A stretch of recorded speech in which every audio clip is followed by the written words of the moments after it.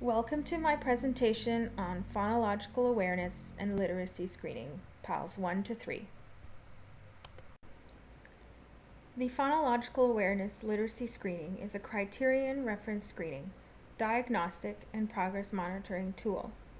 It measures children's knowledge of important literacy skills and identifies students who may exhibit difficulties in reading.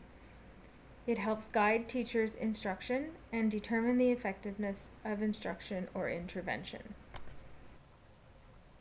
PALS is administered by a teacher, education specialist, or special educator.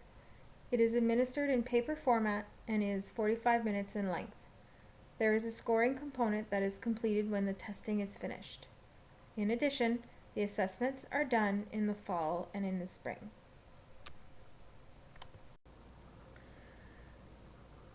The conceptual framework for PALS 1 to 3 is as follows. Every level has a corresponding domain and task to be completed by students. In addition, within each assessment, there is a predetermined benchmark. Entry level and level A oral reading in context are the first assessments that students will complete. Level B, alphabetics, and level C, phonemic awareness, are considered diagnostic levels that are completed if the other benchmarks are not met. PALS 1 to 3 is a multi-tiered tool, therefore, a student will move down the levels until a benchmark is met. For example, a student completes the first two levels and through scoring it is determined that the benchmarks are not met. The student then completes the level B assessment and the benchmarks have been met. He or she will stop and the intervention will be based on the skills that need to be developed from the data collected from the assessments already completed. The entry-level assessment involves identification of letter sounds, spelling, and word recognition in isolation. The first task is only completed by grade 1 students and not the subsequent grades.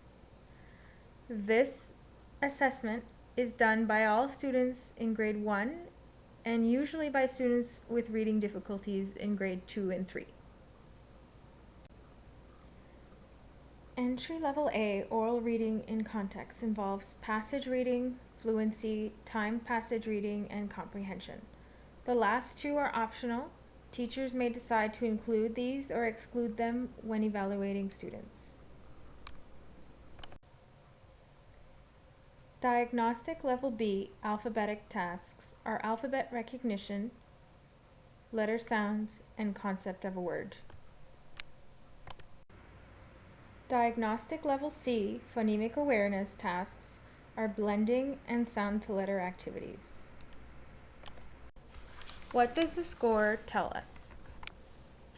Overall, the scores can reveal which students are struggling and how students are responding to our instruction. They can also help guide instruction to student needs. Within each individual level, they can provide insight into the skills that students are having difficulty with, whether they have sufficient word knowledge or are comfortable with the task related to alphabetics, for example.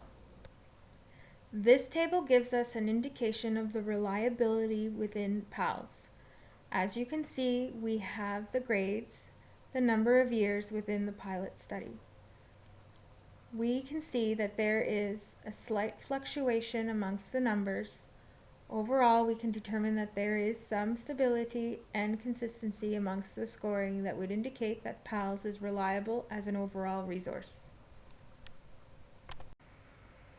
This is a table that shows the reliability and validity of PALS. I pulled this from the Response to Intervention website, which did an overall analysis of the resource. Listed are elements that were examined and rated. As you can see, both reliability and validity are present. The pros for using PALS 1 to 3 is that it is an evidence-based resource. It provides information on student literacy knowledge, guides instruction, and identifies specific literacy concerns, and also data can be gathered and entered on their website. The con is length. as 45 minutes can be long for some students to sustain attention. Thank you for listening to my presentation.